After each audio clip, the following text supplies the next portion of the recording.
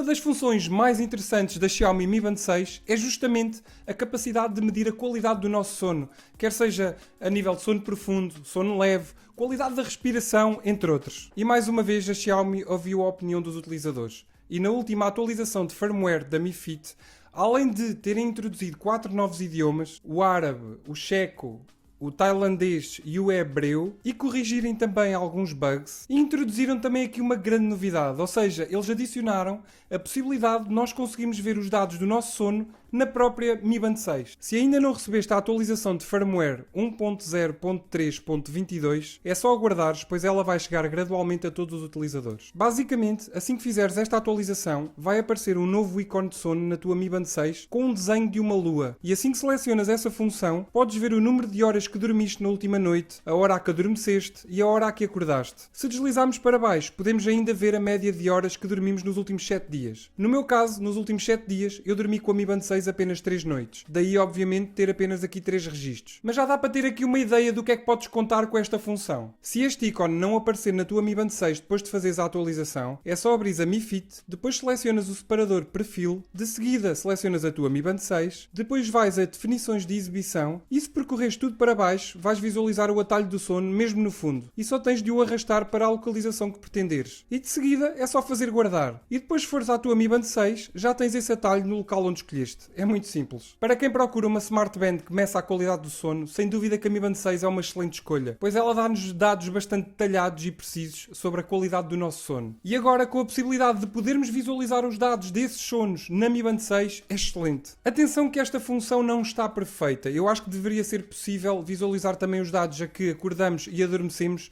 nas últimas 7 noites e não apenas na noite anterior. Se nós formos a ver com atenção, a única informação que nós temos relativamente às últimas 7 noites é simplesmente a média de horas dormidas. Mas nunca se sabe se a Xiaomi não poderá lançar uma atualização que adicione essa funcionalidade de poder ver mais alguns dados na própria pulseira. E vocês, o que é que acharam desta atualização? Esta função de medir a qualidade do sono é algo que utilizam? O facto de poderem aceder aos dados do sono na própria Mi Band 6 ou em qualquer outra Smart Band é algo importante para vocês? Digam-me aí nos comentários. E se gostaram aqui deste vídeo, já sabem, deixem aquele like que é muito importante e ajuda mesmo muito o canal. Se gostaram do canal, subscrevam e ativem o sininho para não perderem todas as notificações. Vejam estes vídeos que eu coloquei aqui ao meu lado, que eu tenho a certeza que vocês vão gostar. E qualquer dúvida já sabem, é só deixarem nos comentários. Bem pessoal, obrigado a todos e fiquem bem.